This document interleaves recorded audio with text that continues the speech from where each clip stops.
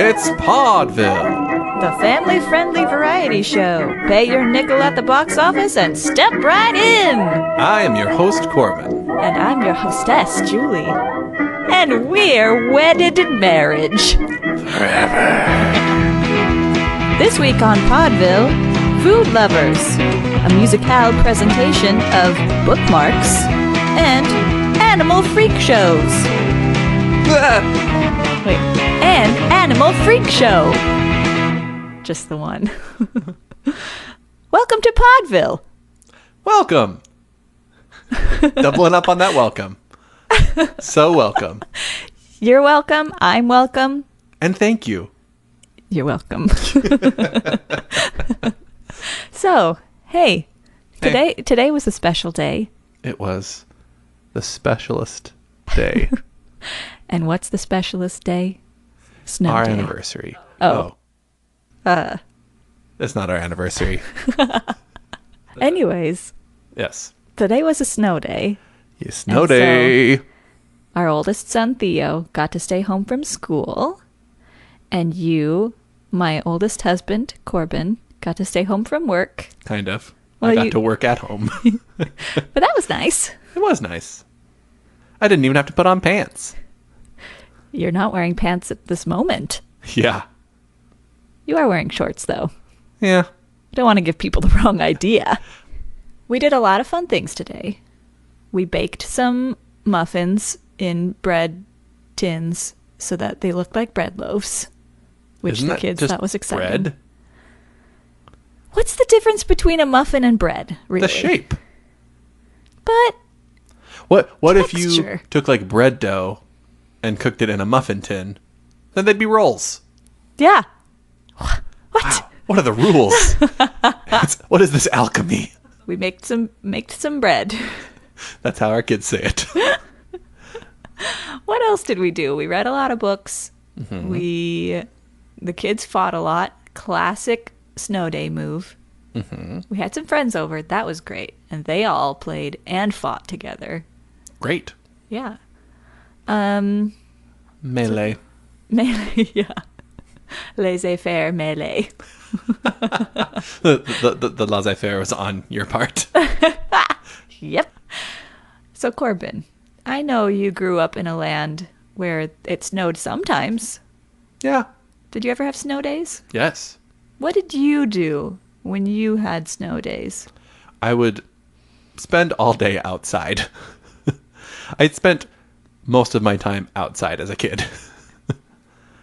I don't know. You talk a lot about watching TV. Yeah. It's like outside all day, watching TV all night.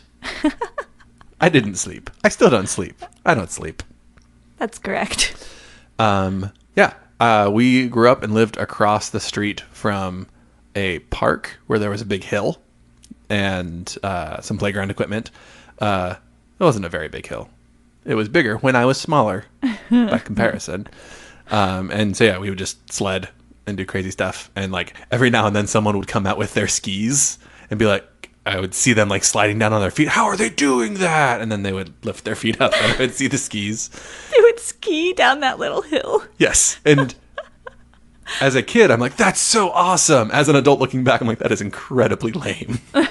It's like the dumbest like skiing ever. It's like not even enough distance to like do a turn. It's just like, let's go ski. Done. Squee, done. Let's go squee. Well, I didn't even go sledding until I was 19 years old. And that's because I grew up in a land that did not have snow. A desert hellscape called California. You gotta say Southern California. Northern California is just a whole different ballgame. So I never had snow days growing up, but I did have ash days. Where it was the fires in the hills were so bad that ash would rain down and the air quality was so bad that we couldn't go to school. See previous comment about desert hellscape. So we couldn't go to school, but we also couldn't go outside. Mm-hmm. And you also now have black lung. Yeah. Yeah. Just a fun little thing about me. Yeah. That's one of your main characteristics. And I don't remember like doing anything special on Ash days except for not going to school. Ash Days is a thing on the Dinosaurs TV show. Is it? Oh boy. Yep. And they go out and make an Ash Man. Did you make an Ash Man? Did you have an Ash Ball fight? Did you eat ash cones? No, I didn't do any of those things. Have you ever gone ash boarding? Yeah, oddly enough.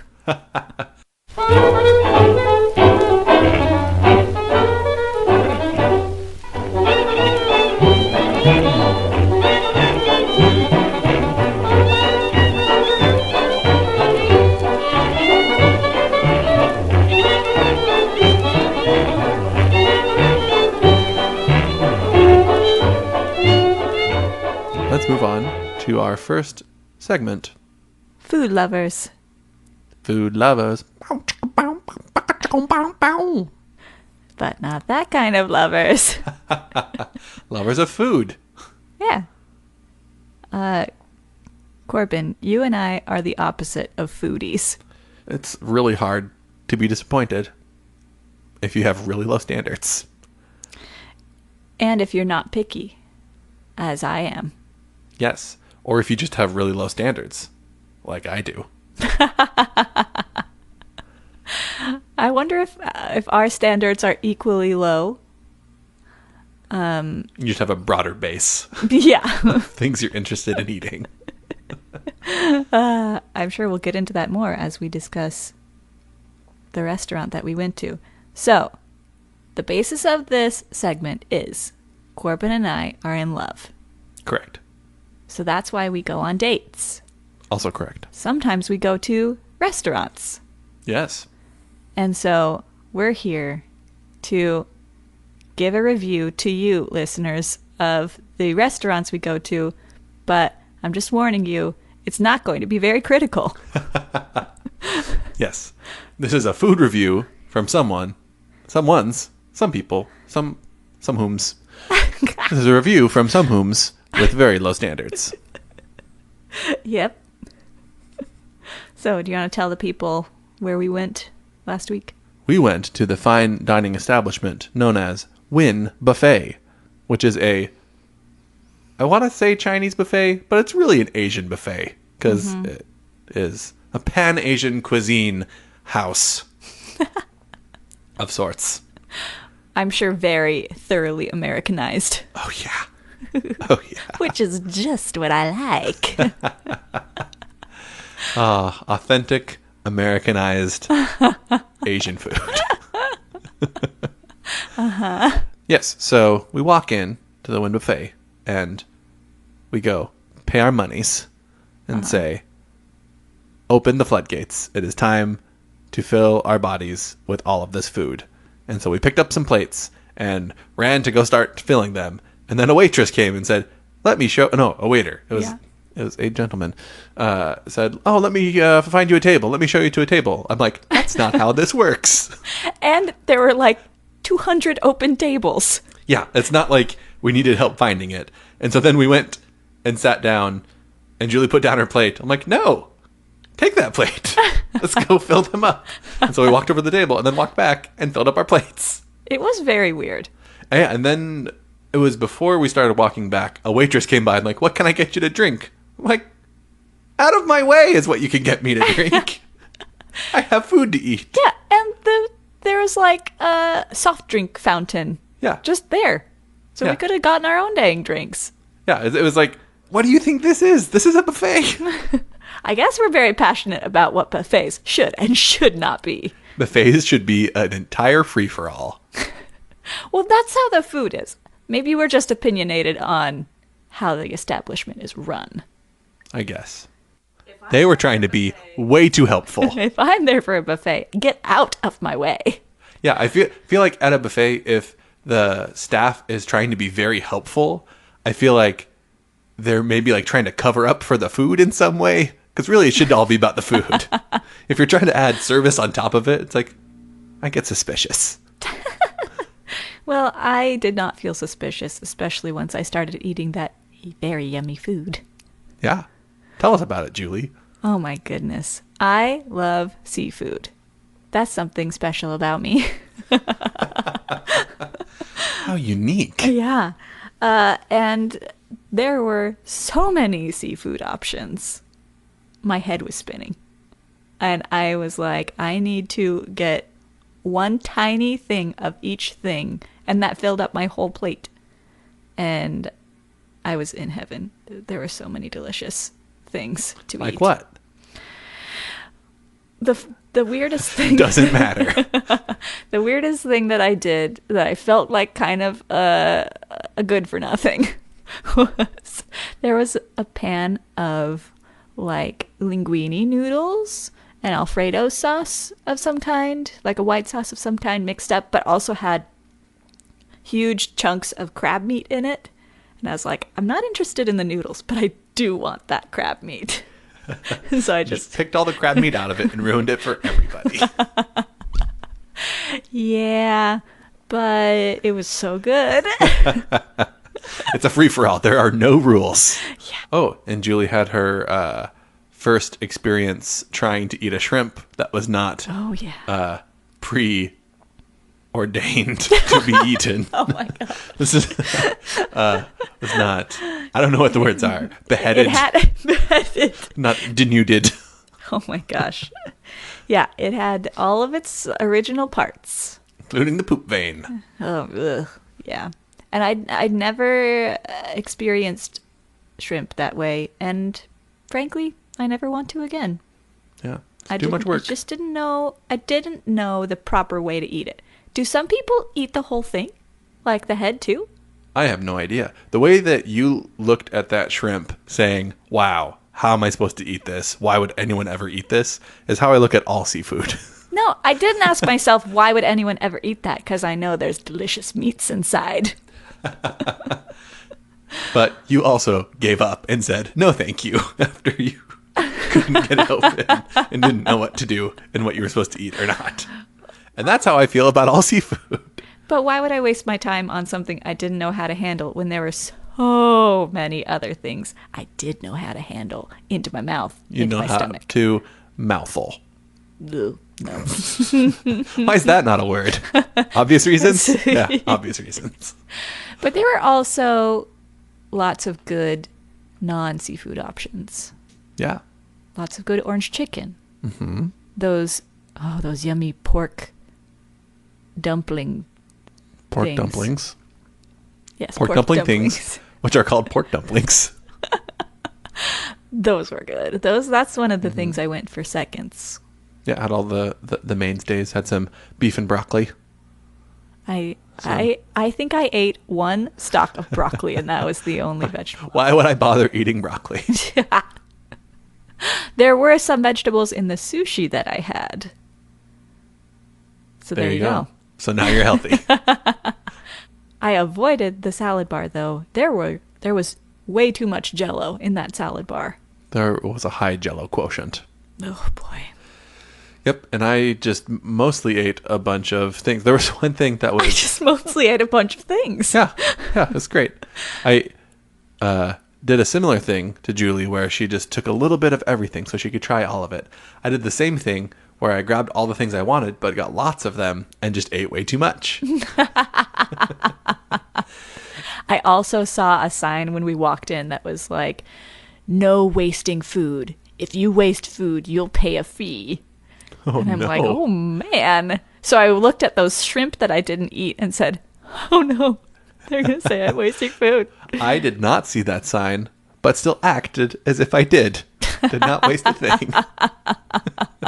Look, this isn't very good. Yeah. And so, quicker than Julie, because I was going for quantity over quantity. No, quantity of each thing over quantity of things. Over variety.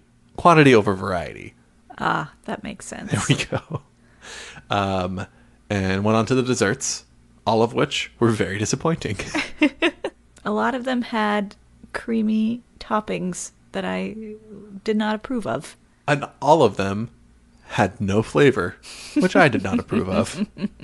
That's because you're a fool to go for those when there was a soft serve machine there. I went to both. Everyone knows I went to both. Yeah, and all of those things that had no flavor tasted much better when covered in soft serve ice cream. Which you said the chocolate also did not have much flavor.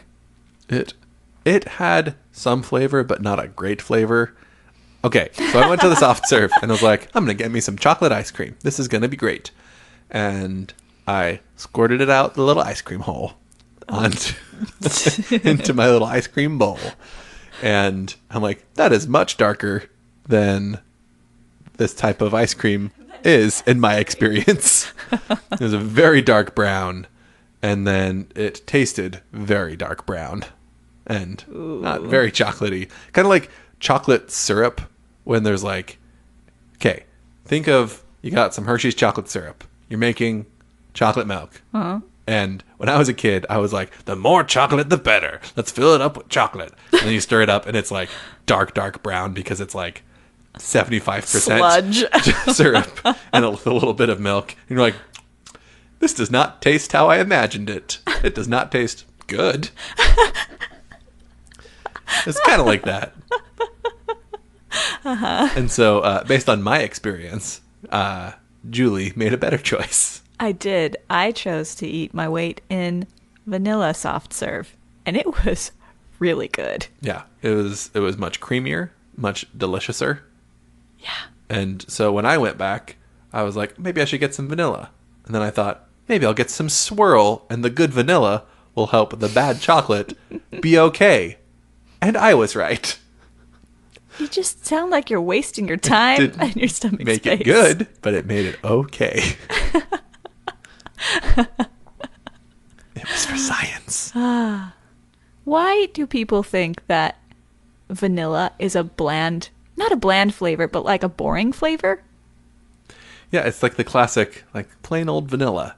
Like, it's boring. It's just vanilla. It's delicious. And the older I get, the less ashamed I am of saying, yeah, vanilla's delicious. I'd rather have vanilla ice cream than chocolate ice cream. So what I want to know is how many kids, like I did when I was a kid, that was not grammatically correct.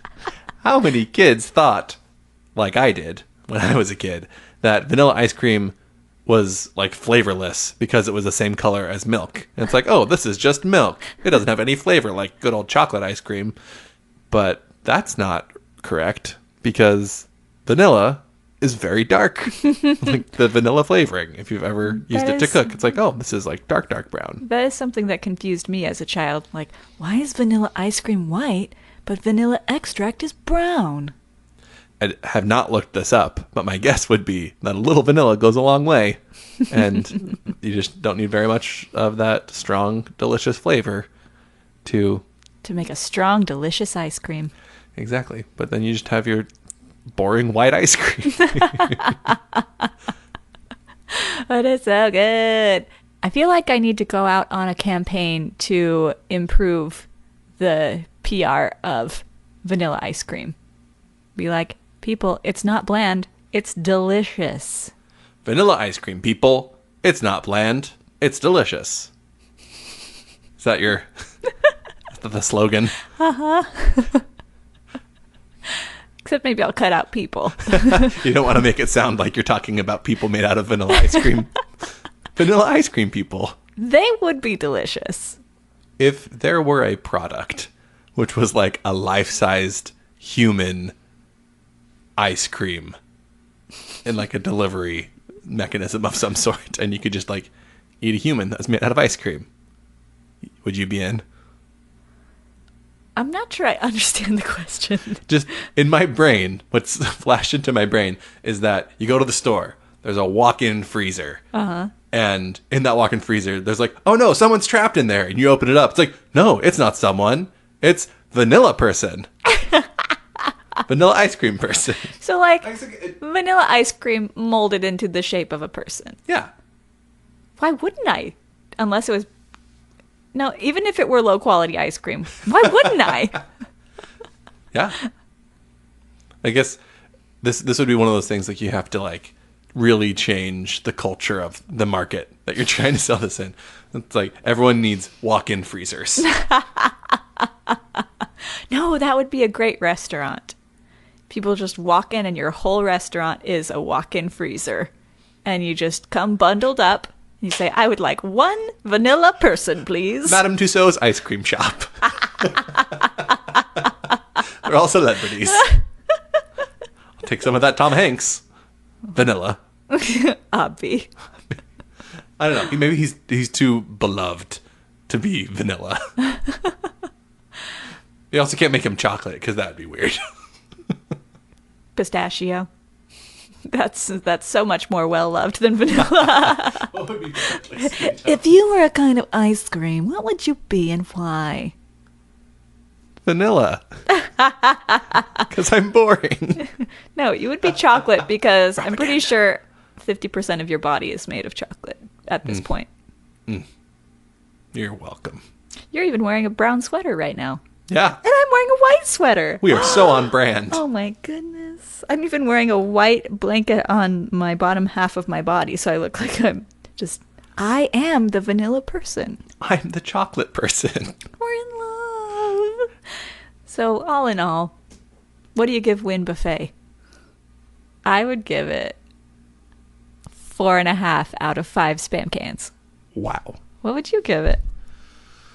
I'll give it 3 out of 5 Spam cans. Really? Wow, I'm so proud of you. I'm so proud of Win Buffet. So proud of Spam. Well, this has been our segment. Food lovers. And now a word from our sponsors. Women's minor ills come from one cause. Chronic constipation is the plague of their lives. But thousands keep healthy with Dr. Caldwell's Syrup Pepsin. Women are so accustomed to finding themselves constipated that they are apt to make matters worse by indifference. Unfortunately, many seem to think that it's easier to give the appearance of health with cosmetics or stifle a headache with an opiate than to remove the real cause by taking a good laxative. You should take a dose when you feel the slightest symptom of constipation, such as biliousness, biliousness, flatulence, lassitude, loss of appetite, restless sleep, bad breath, dull eyes, sallow skin, and to stop fevers and colds. Like, oh, you have a fever. You need a good laxative. It is perfectly safe. Even for infants. Oh no. More than 10 million bottles of Dr. Caldwell's Syrup Pepsin are sold annually, the largest sale in the world. If you have been in the habit of using strong cathartic pills, salt waters, or candy cathartics, which contain a coal tar drug called something that I'm not even going to try to read. I'll try. Phenolphthalein, we especially urge you to try this milder method. You will have a better, freer passage, and without strain or gripe. A bottle can be had at any drugstore, and the average cost is less than $0.01 a dose. Dr. Caldwell's Syrup Pepsin, the family laxative. Oh boy. Yeah, so the next time you are feeling sick, like you have a cold, be like, you just need a good laxative. Or any time I'm out of sorts at all, apparently. It's all women's minor ills. Dull eyes. When my eyes are looking dull, I just really need to clean out.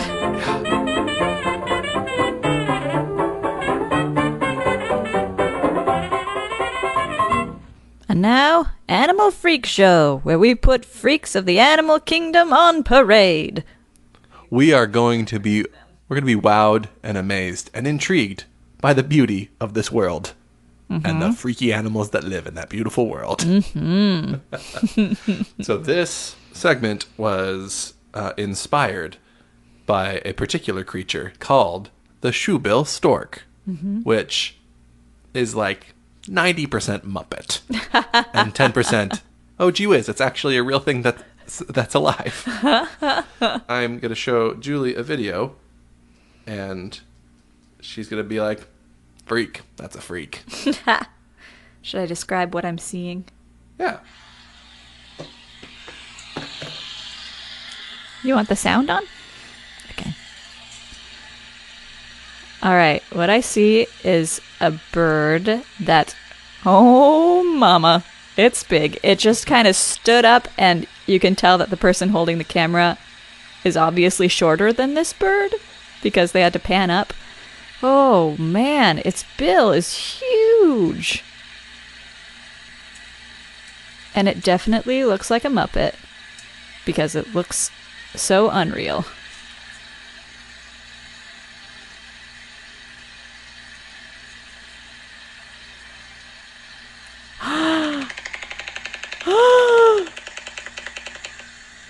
It just made that sound. Oh my gosh. It just raised its head to the sky and made that crazy clicking sound. It's so huge. Oh my gosh. If I saw that in the wild, I would be terrified. Yeah. But also amazed. Yeah, it's incredible. They get to be like 4 to 5 feet tall. They have that huge bill that they use primarily to decapitate their prey. What do they eat?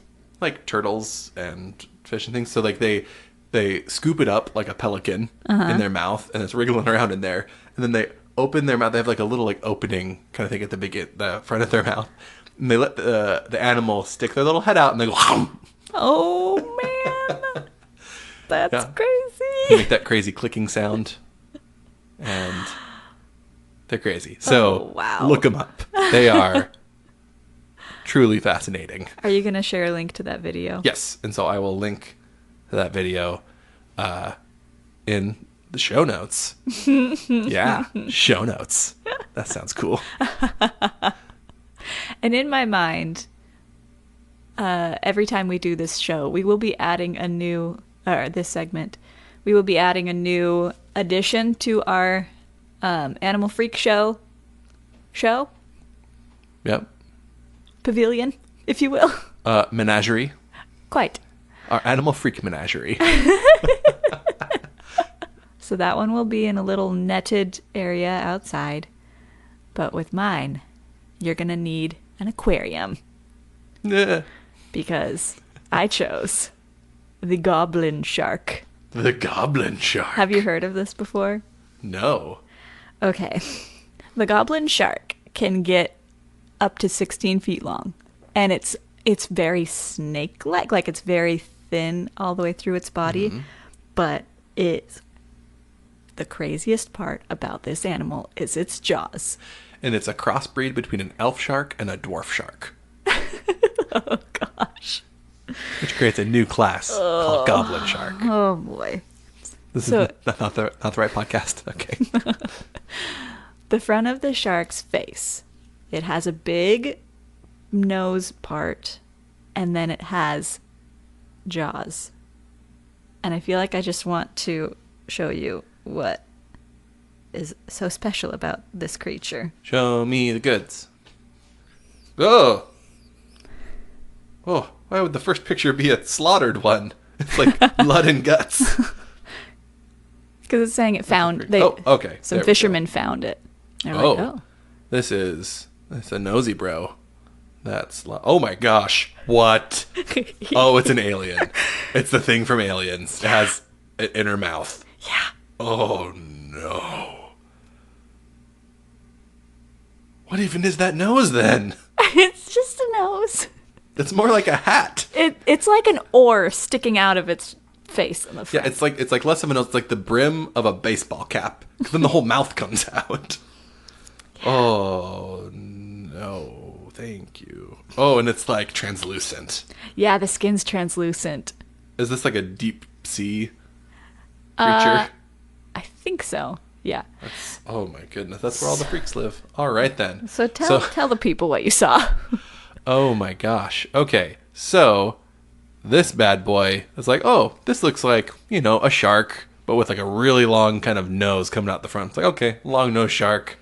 Cool. Then it opens its mouth, and then a whole other mouth comes out and grabs something, and very reminiscent of Ridley Scott's Alien, and that ain't right.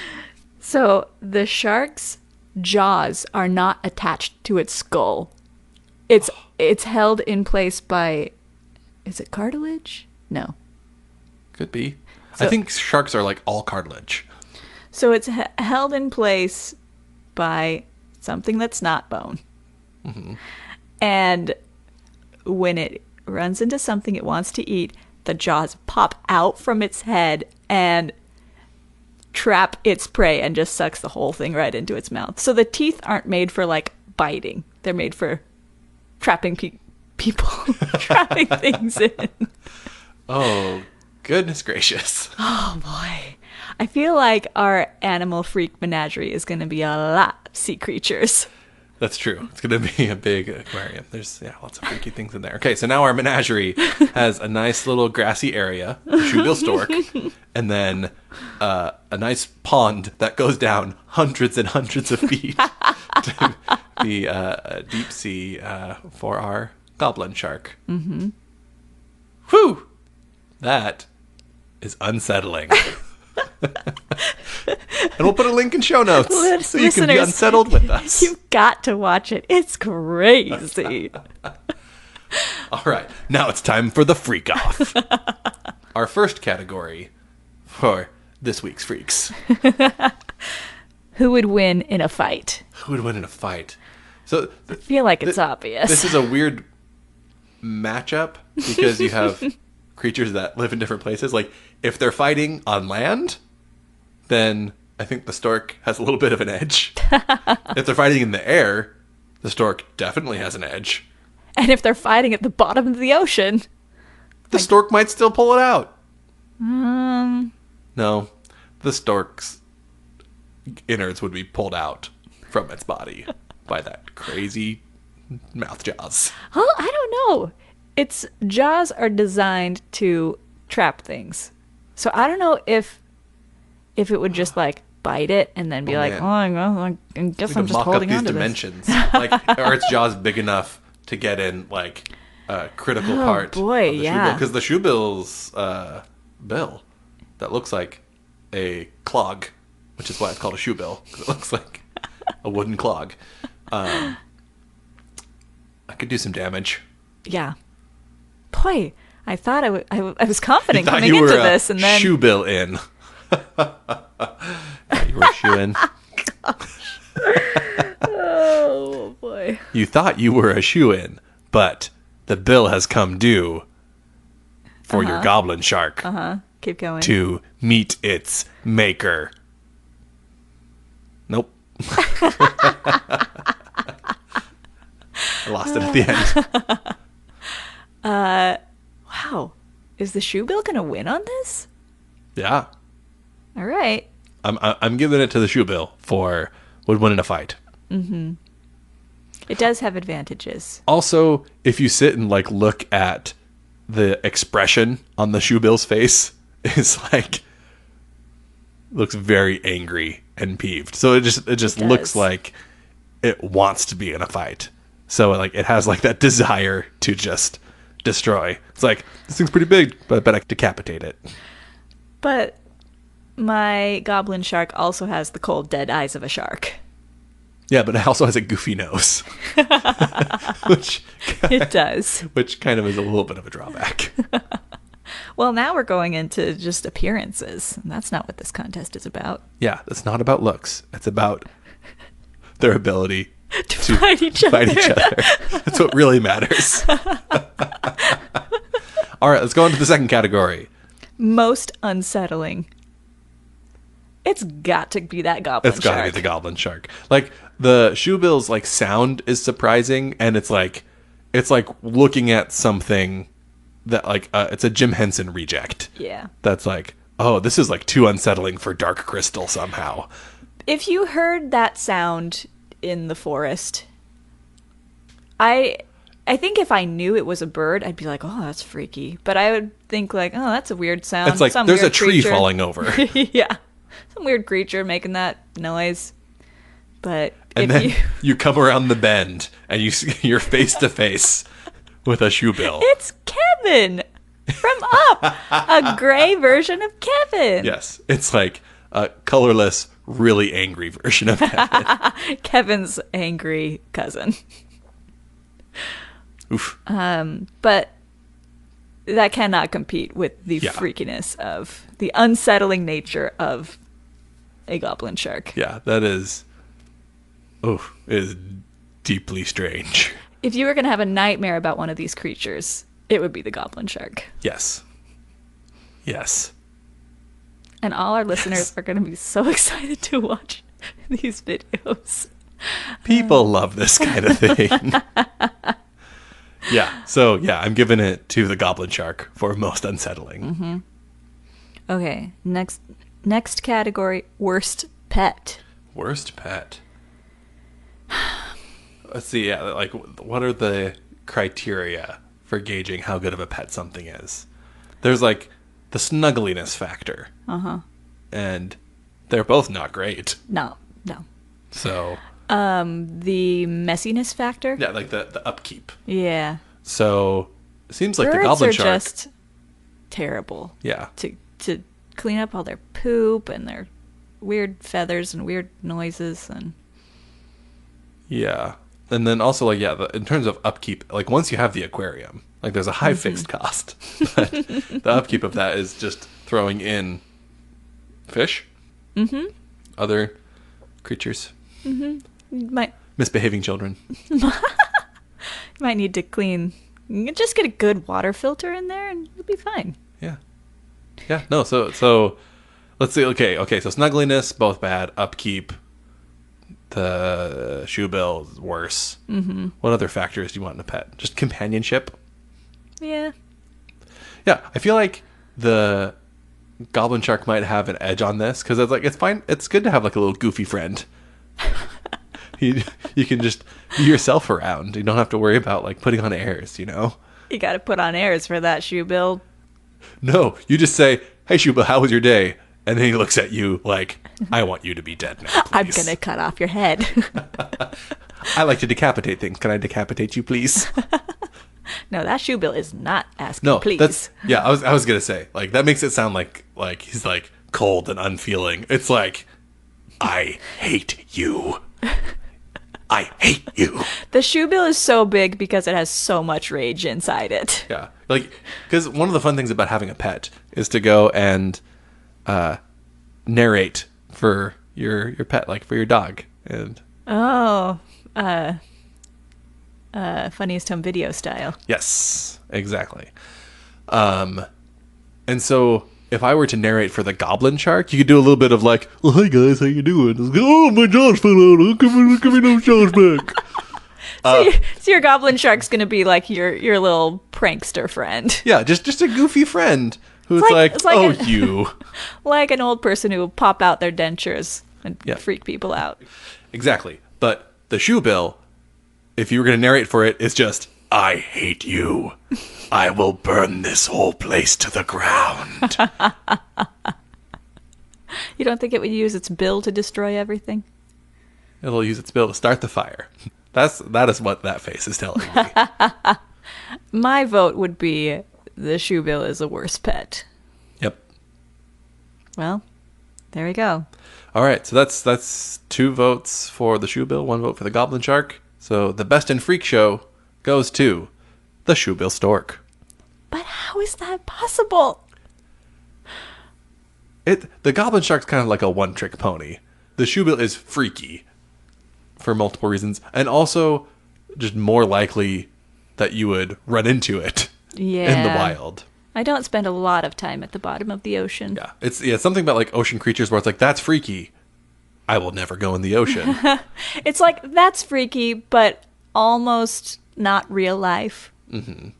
We're like a different I'm world. never going to see this in real life. And we're also never going to see a Shoebill, but who knows? You could just fly in. You could just fly in and just be there. I didn't even think about seeing it fly. Yeah, no, its wingspan is like 6 to 7 feet. Oh my gosh. Ooh, that's scary. That's like you. Yeah.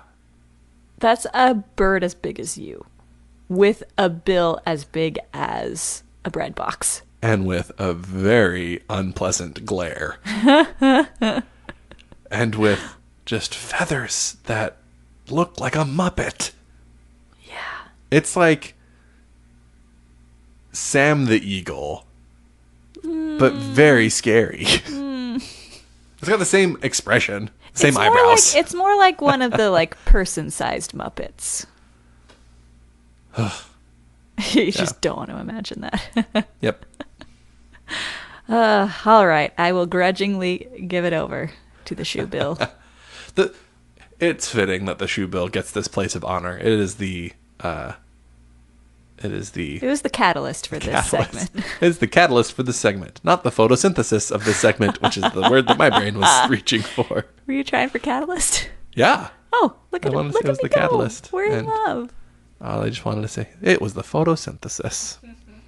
So that's been a great first round of Animal Freak Show. Dem some freaks. And now for a musical selection.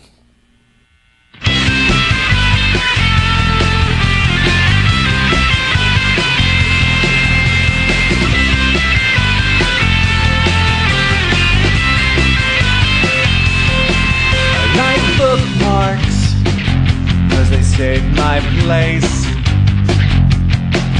when I'm reading about space. Sometimes other things,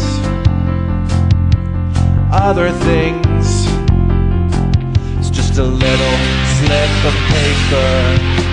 I can't remember where I got it from, but it saves me time. It saves me time. Yeah, it saves me time. It saves me time.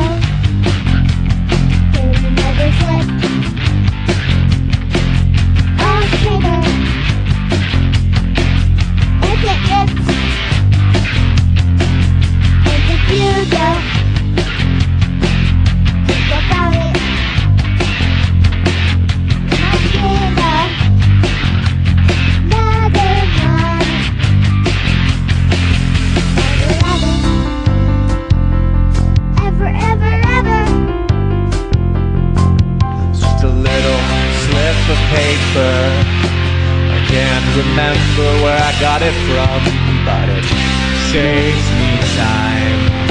It saves me time. Yeah, it saves me time. Yeah, it saves me time. Saves me time.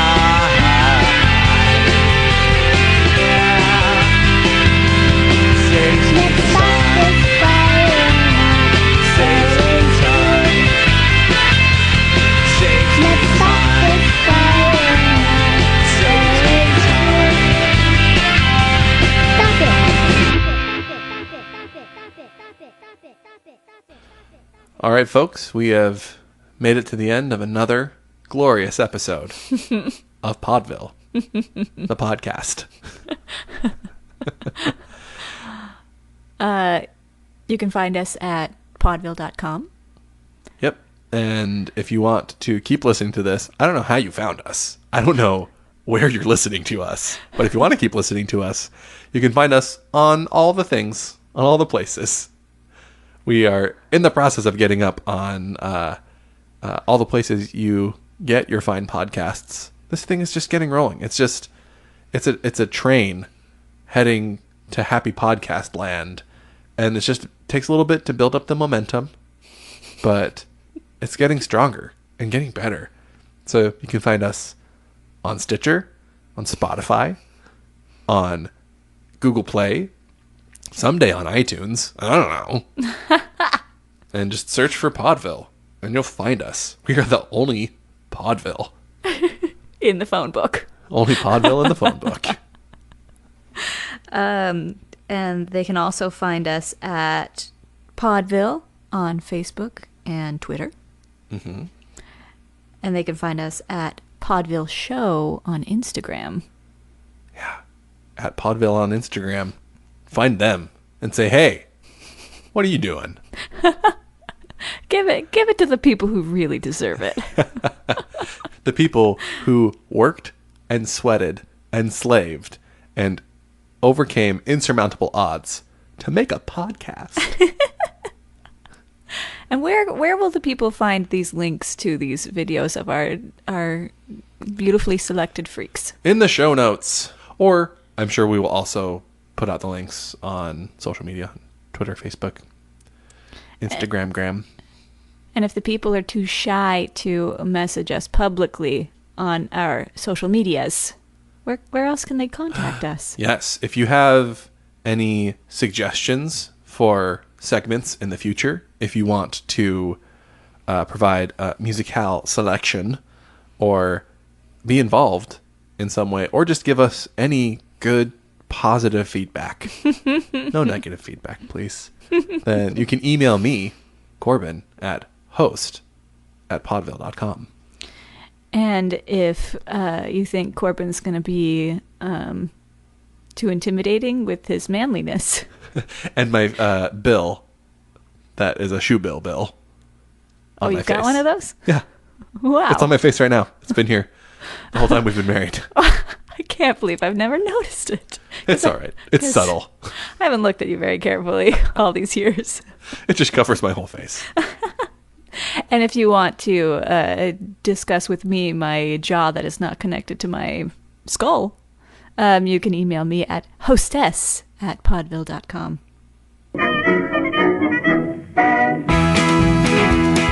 This week's musicale selection is Bookmarks by Superhero Sandwich.